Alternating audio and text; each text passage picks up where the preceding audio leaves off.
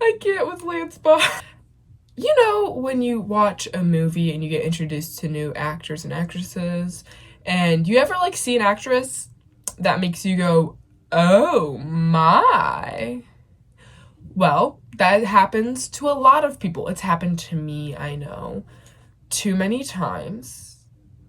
Too many as in 6 times total. Because I fear when I see an actor, it's actually all guys for me, unless you count Kunk. She's a historian. I do watch everything she's in, though. But she's not an actress. When I see a guy or an actor on the screen that is good consistently and isn't playing a terrible man, or sometimes isn't playing a terrible man, but they're playing like a unique role, and I feel like they have depth, I will immediately search out other media they have been in. That's how I ended up with a list on my phone of a total of too many shows and videos and movies.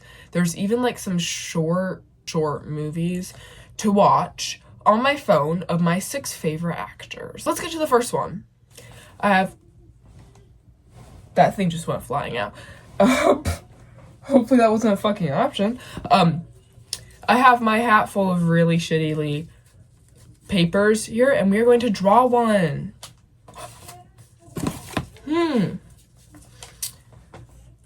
Oh, look! The movie is Assassination Nation, featuring that one guy from Community, Joel McHale. Yes, this does say Assassination Nation. It totally isn't from a random book that I did not like. He is not the reason I'm watching this movie, okay? Assassination Nation is actually a double treat. The way that it is a double treat is that fact that it has both Danny Ramirez and Lucas Gage. I don't know why. Those fellas are the reason I stay to watch really shitty movies. Anyway, let's truly get into this. So this movie follows Lily and a bunch of her friends and a town that goes from being a normal racist suburban town to wanting to kill them. Just 4 teenage girls. Why not? It opens on an intro about a town called Salem, how it went like insane and wanted to kill 4 teenage girls. Lily does give us some good warnings at the beginning because I love a nice trigger warning. Thank God. She warned me about fragile male egos. That is the biggest turnoff ever for me. So Lily, Bex, Sarah, and Em are these really close friends, all right? First of all, let's get this out of the way. Bex is a trans female. We respect her on that. I will say her whole plotline kind of does surround this, which actually PMO, but it's like a good story to be told in the media anyway. And you can really tell that these guys are close, okay? They kiss each other, they hug each other, they go into each other's houses randomly, and they talk about Twitter together. Can I tweet that thing about guys not eating pussy? Yes, Twitter. Spread the good word, girl. Consent. Thank you. Confirmed. That is some true friend behavior right. That is some true friend behavior right there. Bex is my favorite, by the way. She just is. She's funny, and I like her. There you go. That is the reason why. So Lily is close to this little girl and her family, the dad of which is Joe McHale. I'm just gonna call him Joel McHale. I'm just gonna call him Joel for the rest of this because I don't remember his character names. I don't remember anyone's character name. So each girl has like a love interest. Lily's is 2 people. Sarah's is someone. And I don't know if Emma has a love interest. I think it's this black guy that keeps reappearing, but he just doesn't have a name. Same as Sarah's love interest. But Bex's love interest is actually very important to this, and that is Diamond. What? No, like football pro tank top dumb as shit Diamond? Oh my god, that is so hot! He's literally the Latino Tom Cruise. Also, who names their kid Diamond? Is that Danny? Oh my god, I hope I hope this Diamond guy is Danny. By Danny Ramirez. So I am sorry for making fun of you, Diamond. But that's a really dumbass name, okay? Almost as bad as Ash.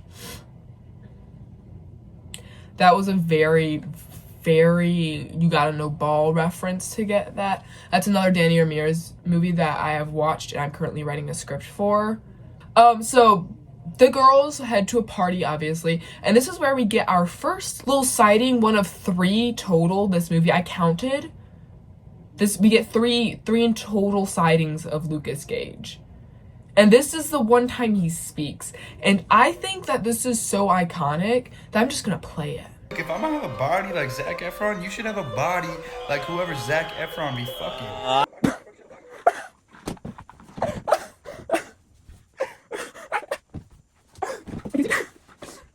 He was very far down in the credits, but I think he should be higher up just for this line.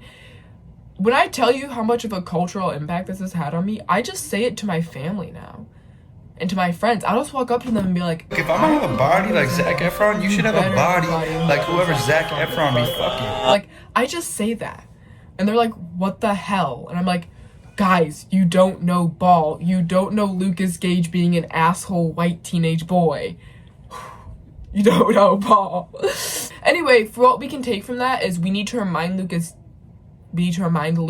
more that he has said this, like, repeatedly. Like, just know, hey, you said this, and B, you flashed your abs while saying this.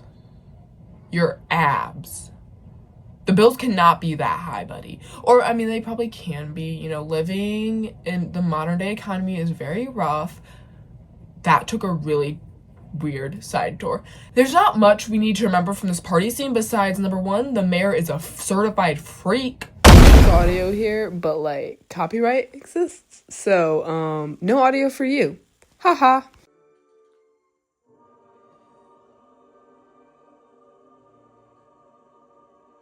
We do not kink shame here, but their town definitely does. We also need to know that Bex and Diamond do the devil's tango. Bex doesn't necessarily feel that good about it after, but it is okay. They have a happy ending, maybe? We also need to learn that Lily has this guy named Daddy in her phone, and she likes him more than she likes her boyfriend. Which, honestly, same. Her boyfriend seems like an asshole. Also, I will admit, I was very distracted during these scenes because I was trying to figure out whether or not Lucas Gage was in the corner of this little, like, pals getting together, like they're just sitting on this couch, and just like his head keeps going like in and out of frame, and I'm like, is that Lucas? Am I seeing this right? I'm pretty blind, in case you haven't learned this. Something that isn't as important, but I noticed, is Diamond also has gay earrings. Yeah, but that's what I meant to say. I just remembered that Diamond has his ears pierced, which is like cool, I guess, but like, you're bye, buddy. Bye, bye, bye, bye, bye. We get another funny clip of Lucas, is what I've been trying to say. You can just view this.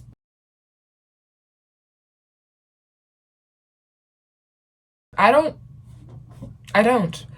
really know how I feel after seeing this clip. And Lily has an epiphany. And girl, same. Average teenage girl experience. This is not anything new. If you have boobs in 2020, what is it, 6?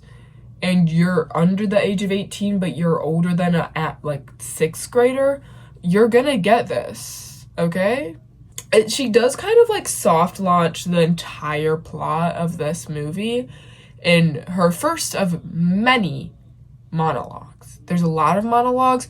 The only reason it's saved is that each monologue is just so like not out of pocket, intense. I'm so intense that I just take a minute and be like,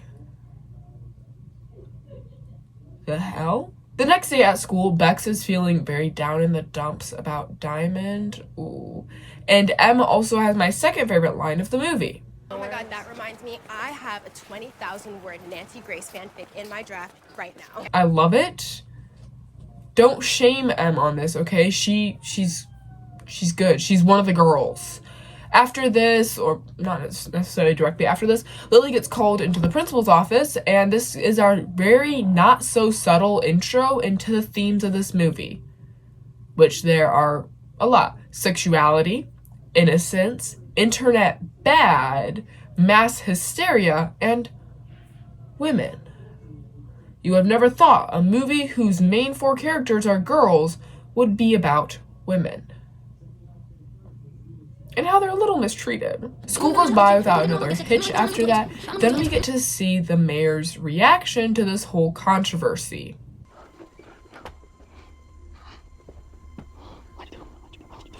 It's okay, bye. Just don't. Oh my god.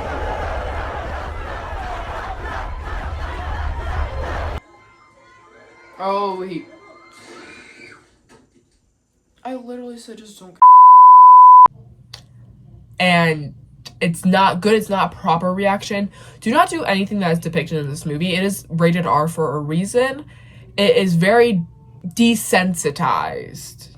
It's played up to a certain extent. Just my point is just don't yourself, okay? That is my whole point. Now, the girls are not very sensitive to this situation. They kind of have like a little gossip party, and I believe Ems's pool. I feel like Ems's house is their big hangout area. Little nudge nudge to later on in the movie. Then, guys, lo and behold, the principal gets hacked. But the main thing we need to talk about are the 8 nude photos of his daughter in his iPhoto library. Have you seen the pictures? They're from 3.5 years ago, which would have made Allison Turtle only 6.5 years old when they were taken. She's in the bath and you can see everything. So, like, you'll see this in the principal situation, but Lily is consistently very empathetic to people who are victims of this. She very much so feels bad for the mayor, and she honestly believes that the principal has done nothing wrong. She even defends the principal to her very asshole-ish family at dinner. I think Ted is her dad. You're my daughter? Not a good enough reason? But my big question is, how do you get in the job of being father? Care to share, bud? I would love to just be an asshole dad. I would not love that. I would hate that. I just lied. Other stuff that happens from the situation, the principal does not retire or resign. Resign would probably be the better word. Even though he's repeatedly told to, which honestly deserved. Don't resign. Also, we hear about this blue-haired girl's Instagram. She's not important. I just want to point out that she's an asshole, and I do not like her at all. So the town slowly starts to go insane and like breaks into the principal's house, which is so cute. All of the entire like high school population is partying. Like, 2 things that we get from this is, 1, we have another very funny Bex line. I'm not a bitch, I'm a feminist. Which is very, very inspirational now. Don't let MAGA get a hold of that. The other thing we learn is that Joel is daddy, or he is the person named Daddy in Lily's phone. That sounds better. He is not Daddy. He also watches Lily and her boyfriend have sex from across the street through some windows. He has a wife and kids, by the way. Well, and daughter, not multiple kids. So half the town gets hacked after this, but thankfully none of the main 4 are connected to anyone. Hopefully. JK, Diamond gets hacked and everyone finds out that he's been like sexting with Bex, which will totally not affect his relationship with the football team. Spoiler alert, it does. Badly. But who else gets hacked is the blue-haired girl. Deserved. But you know what's not deserved is the fact that she had a bunch of this sweet little girl, we're just gonna call her Girly. She had Girly's nudes on her phone and she gave it to her boyfriend who sent it to the entire football team. And you know what Girly does, which is actually very, very like realistic and deserved. She takes a baseball bat and makes blue-haired girl unable to ever post again on Instagram, as she is not with us. And at this point, if you have not guessed, We have a lot of, like, kind of useless characters. I know I've been, like, taking out a bunch of pointless scenes from this review. At this point, we're almost, like, halfway through the movie, and the most intense thing that's happened is just the hack. There's a lot of stupid exposition just to get you guys to realize just how weird this high school is. There's a lot of stupid characters. But you know who's not stupid? Diamond and nameless Lucas Gage character. Love you guys. The only reason I watched this movie, it's a tough watch, a little warning. So the football guys find out about Diamond and Bex, and they become the true assholes and bigots that they are, the Slam High Killers. Do they fucking call us Slam High Killers? Killers, Killas.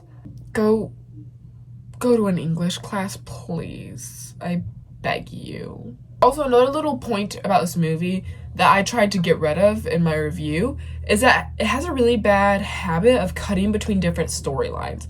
And that might be, like, that's normally okay, and that's chill with it. But, like, you'll see a girl, like, literally, you see Girly get her baseball bat and threaten, like, pretend to hit in the mirror. And then it'll just, like, flash to Lily crying in a bathroom. And you're, like, you're getting edged. You're getting, like, put on the end of your seat repeatedly to watch a scene that's gonna take a whole 5 minutes to get to anyway, because it just pisses me off. The cinematography pisses me off. As I say that, let's look at Lily Coulson and her dilemma. So this hacker guy obviously has to hack someone that's connected to Lily because she's the main character, and how else is she supposed to get hunted down by the entire town? And the way the hacker guy gets in correlation to Lily is he hacks Joel.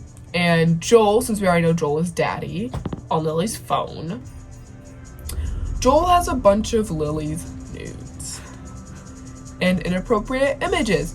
So of course, people knowing that he's a father freak out about this, and they want to find out who the girl in the pictures is. So obviously the girl is Lily. Lily crops her head off. Her face is not in these pictures. But you know what is? This necklace that only she wears, and she wears it constantly. You can guess how this turns out. I'm waiting. Give me your guess now. Thank you. Thank you. Thank you. You're wrong, though, unless you've seen the movie. The answer is that her boyfriend and a bunch of boys at school, including Lucas Gage, maybe he just wants to check if she got the body of Zac Efron, or whoever Zac Efron be fucking. That was another really shitty joke. Like, is that Lucas? Because there was, like, a line. Don't ask. Well, after I explain this, we can see that a little bit. Lily's boyfriend and a bunch of boys at her school pin her down in the hallway and look at the birthmark on her back. You thought it was the necklace. I did too. I thought it was going to be important because Lily had a freaking panic attack in a bathroom stall looking at the necklace. So obviously they hate us. They want us to feel stupid, and I do feel stupid after this. After I rewatched that scene like 3 times to figure out if Lucas Gage was in there. Oh wait, let me rewatch that scene real quick, guys. No,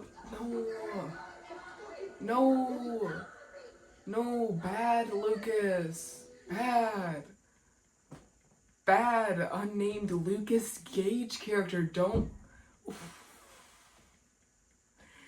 And it's kind of like triple worse. I do not want to watch sorry, I keep getting ads for Sideline too. It's kind of like triple worse or double worse because like while she's like getting held down, he's kind of actually like full Nelsing her, a little wrestling terminology in here. I don't have anything to demonstrate this with. I do. I think this is Don Quixote. He's kind of like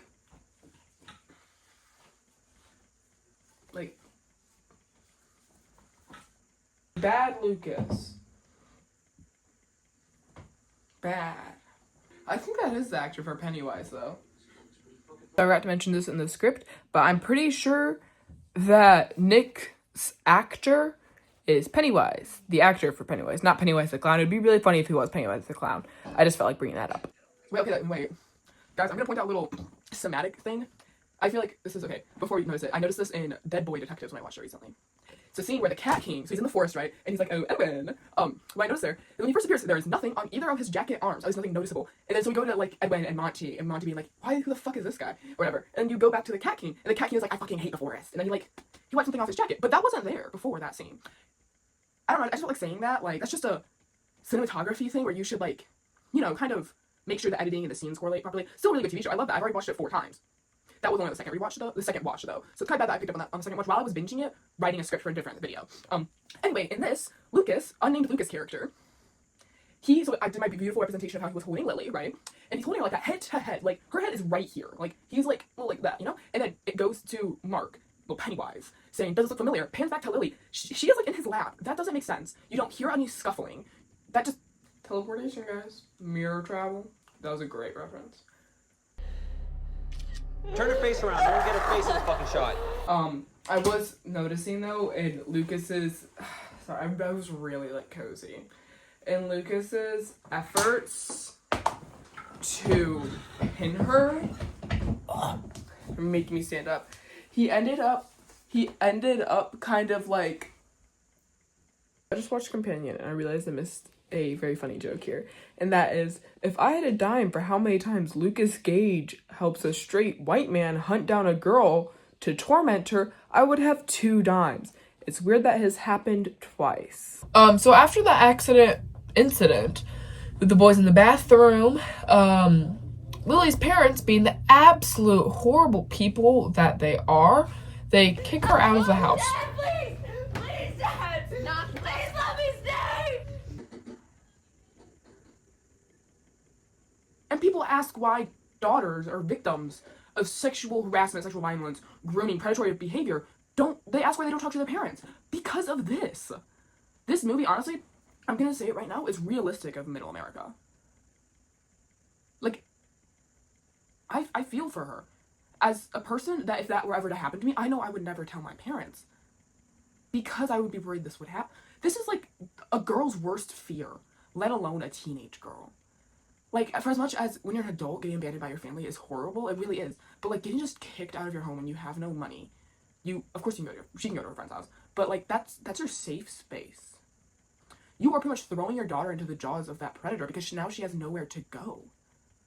Can you, I don't like, it's good that they're approaching this topic. The angle they are taking is very much so more realistic than some other movies, but it's also making it seem like this is what's definitely going to happen, because it's not guaranteed. It is just more, people would like to think less likely or not. I personally think more likely than not for something akin to this drag, not necessarily kicking her out, but definitely the, like, why would you do that? She's a victim. She was groomed. I think my initial reaction says enough. No further word on that. Her brother sees us all, and he is not important until the very end of the movie. So just like lock that in the back of your brain that he exists, and he's a teenager. He's like this little teen boy, okay? And not to blame the rest of the movie on Lily's parents, but the fact that she is locked out of her house causes many problems. Problem 1, a guy chases Lily with a knife, and Lily kills him with a shovel. Problem 2, Salem goes proper insane. Like, insane. Violence is chill, people just kill each other. Problem 3, everyone starts wearing masks, and yes, that is Lily's parents' fault. They caused it. But like really shitty Halloween store masks. I did not think we entered a cheap haunted house here, but apparently we are. Problem 4, this guy who went to the police, his name is Marty, blames Lily Coulson as the person who hacked all of Salem. Remember, she has a brother, and they share similar or the same IP addresses. Ooh. Also, this guy Marty uses IP addresses as the reason why he knows Lily's it, and he uses it in a complete wrong way. I will not explain how an IP address is used. You can look that up. Just know that he does not use it correctly. Also, Joel's like the whole rebellion guy. That's also not important. But you know what is important? The aftermath of Marty's video. This is when, like, shit really hits the fan for the girls. And I mean, really. A bunch of people go after Lily and her friends in M's house. By the way, I will admit, for as much as I dog on like the weird plot inconveniences, the really shitty like switch ups that should not be happening if you run this past an editor, this cinematography is beautiful here. The camera work is perfection. The way it's just one long shot and not little bits and pieces lets you feel how this is happening in real time. It lets you feel claustrophobic because there's not a quick look away to ignore the problem. The problem is there. You are watching as these girls are getting attacked and almost killed in real time. It's just happening. Like, it's maybe a minute or two long, the entire scene, but in those 2 minutes you realize how much these girls' lives have just changed. It also makes you want to yell at the screen, look behind you whenever there is someone behind them. It just gets up close and personal, you know? It is a small positive. M's mom saves Lily from death. M's mom dies, sadly. M's mom was the only decent adult in Salem, and that is the fact of the day. Another good cinematography scene is Bex with a nail gun in a pool. I like the way the colors work here. Bex also escapes with Lily, but sadly, Em and Sarah get caught by this very weird police officer and gets taken into his car. We're good people! We're good people! We're good people! Just look at the themes a little bit more. There isn't much you can really say beyond just like watching this movie, but just the way the cop treats the girls in this scene shows the way that community mass hysteria and scapegoatism can really change people. I felt this was a very good scene to just like drill that down. The sexuality one is, this girl, they get mad at her because she has nudes. Okay, womanhood will come later. Another one of frickin' Lily's monologues. Anyway, Joel's an asshole. Not actual, but the character he plays in this movie is a horrible asshole. So Lily, after escaping M's house, she runs to Joel's character's house because she thinks that he is her only like place of like safety that's left. Spoiler alert, he is not safe. He is not a trusted adult. Alright, he forces himself onto her, and I cannot say much more about the scene because of YouTube's guidelines. I missed a very important joke here, so I will do it now. That is definitely not something our fair and consensual Cat King would do. If you get that reference, I guess leave it in the comments below. Whoever gets it first, I'll pin them. It's very niche though. Super niche, I promise. Just know that it ends really badly with Lily following a Troom tutorial on how to make a knife. She puts a razor in a, like, Mr. Clean brush. You know.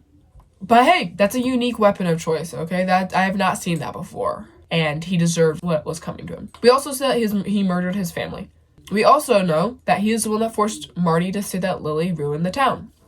He was a little revolution guy. The revolution guy caused all that shit. While that is happening, because we have another fucking plotline shift, like, split, Bex is being captured by the Slam High Killers, the football boys.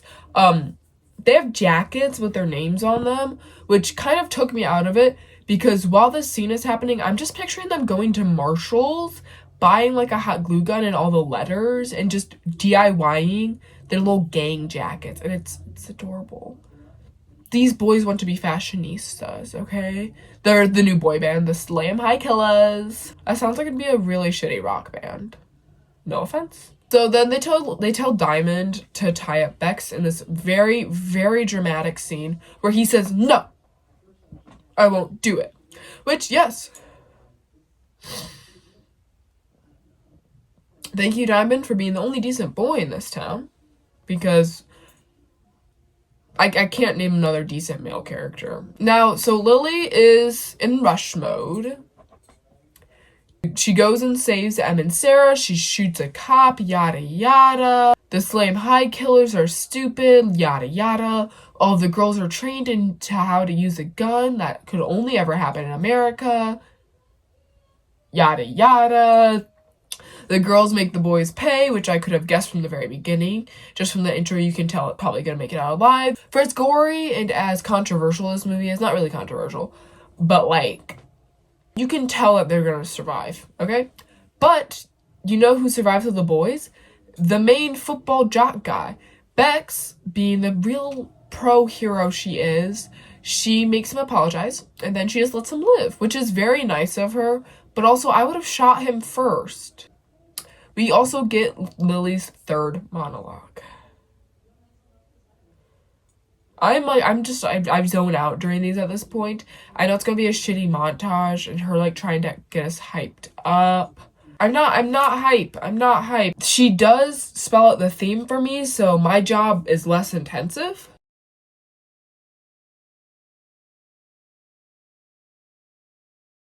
Another cool visual here, though, is a bunch of girls, middle school girls, I think, running and joining the main four on the street to go against the entire town. Besides Diamond, I forgot to mention this, but Bex does save Diamond during the whole Slay 'em High Killers events, which is very good. And now is the time where we find out the actual hacker.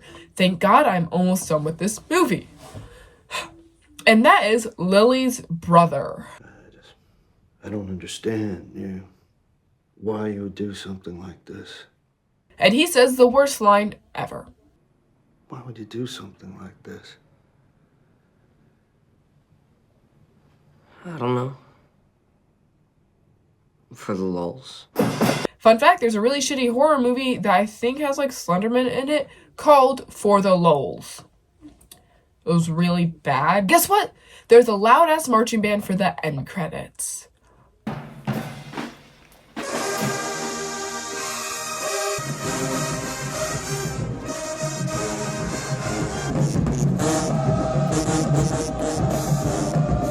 Oh my god, Danny Ramirez and Lucas Gage are in this movie? I would have never guessed. Actually, I would have never guessed. They're like so far down in the credits order. It's hilarious. It's also like also really far down their IMDb pages. Like, I will admit I watched this before when I was about to do it just on Danny Ramirez, and then I realized Lucas Gage is in this movie. There was like, I had no clue. I literally, he's like bottom of his IMDb credits was this movie. That's how like 3 scenes he is in though. But hey, if he has the body of Zac Efron, you better have the body of whoever Zac Efron be fucking. I love that line so much. On reflecting on this movie, I guess the important things to remember is America is weird. America's very bipolar. America hates women. The only thing that like is very remarkable about this movie is just how gory it is, and Lucas Gage has the body of Zac Efron. Fun fact right there. And apparently Danny Ramirez is the Latino Tom Cruise. Is that like a jab at his height? That's fucking hilarious if it's a jab at his height. But there were some pretty well shot scenes. I would recommend you go watch this as long as you aren't sensitive to male egos or any of the other like 30 warnings at the beginning of the movie. It is very gory, like I said. It's definitely not for the weak of stomach. So I have a confession. I was actually just going to end the video right there. Of course, I had a little tagline, exit. And I did. I ended the video there. This is 3 hours later after watching a couple of Funky Frog Bait videos. And I felt like I needed to give a final word about the themes in this movie. For starters, you already know how it's going to be based off of the warnings at the beginning. But what it covers about womanhood, sexual abuse, and mass hysteria is very important to the current world. I would recommend that this video be watched now in what is 2026. Just because it gives you an inside look to what a teenager might be going through. As someone who very much so sees some of myself in Lily. Actually, a lot of myself in Lily. I empathize with her heavily because I've been through a good chunk of what she has gone through in this movie alone. And I just want to say that this shit happens. And it's not to be taken lightly. In the movie, I don't remember if I mentioned this. I believe. But Lily talks about how she was groomed by Joel's character originally while babysitting, and how that made her feel different. You know, someone was paying attention to her for once. That wasn't just a little boy. Someone was being nice to her, and that caused her to feel safe around him, and he abused that safety. And this happens. Grooming happens, and oftentimes it is someone you know. Okay? And for as much as that grooming part had a hold onto her, it's also women more than ever are feeling the need to present as hot, to be sexually attractive to men, because our value has been deemed as that. You know, for as much as alpha males or whatever, they're like, oh, we want a girl with a low body count. Yeah, but you want a sexy girl with a low body count. You want a girl who looks like she could get tons of men with a low body count, okay? You want a pure virgin that looks like a whore. And this movie dives into that concept. For as much as I rag on about how long and boring Lily's monologues are, they are correct. They are important for certain aspects of society, hell, all of society, to hear. I know the part where the parents kick out Lily hit me really hard, because that's one of my biggest fears, and it was when I was a little kid, that hey, if my parents find out that I do something like that, or if I did something like that, I would be petrified. Okay? And it's not insane to think that a small community, a sheltered community like this, would react like that. In our current America, that would be the average reaction. Especially with how the current youth is appearing. And I'm going to be like, I'm a young person. I'm not like insanely young. I'm Gen Z. But this isn't like a shock. What I'm trying to get behind here is that this movie, for as not highly rated as it is, and for how sometimes convoluted, it brings up topics that American society does not want to touch. Hell, global society does not want to touch. I think it is very brave for doing that, and I applaud it for talking about these things that normally would not be included in a movie like this. And I think, honestly, you should watch it just to listen and hear Lily's story, because it is very impactful and it is very important. Alright, holy cow, that was serious. If you can't tell a little bit, the way I deal with serious movies and movies that sometimes make me uncomfortable is through comedy. And so I was trying to be very comedic there, but I realized I left out a bunch of touching. I forgot to touch upon these thematic topics. Also, Em and Sarah aren't very important in the movie, so that's why they don't get brought up much. They just kind of exist there. So, but it's funny once in a blue moon. There's some good humor bits, some like, that's so fucking stupid, it made me laugh. And, well, that's a total of 8 hours of my life I will never get back. Yes, I watched it more than 4 times to list all, like, the shit I had to do. And you might be wondering why. And this, I leave you the answer. For the lulz. If you like this video, like and subscribe. Leave a comment down below. I will catch you next time. Maybe it actually is my New Year's Eve's revolution to post more on YouTube, because I really do enjoy writing scripts and watching movies and reviewing them. Leave any feedback of what I could do better next time. This is my first like actual review, and I didn't want to make it too long. I tried to make it a little bit funny. Also, I don't know, leave movie recommendations down there also. I also would like to say that this mic is not connected to anything. It hasn't been the entire time. I just feel uncomfortable talking unless I'm holding something. So anyway, bye! This is your world. You built this. If it's too strict, tear it up. All I was ever given was why don't my batter cheeks on scream louder. Angel be a whore, you tell me. Can't kill us all. All I was ever given was open up. Prompt your enemy.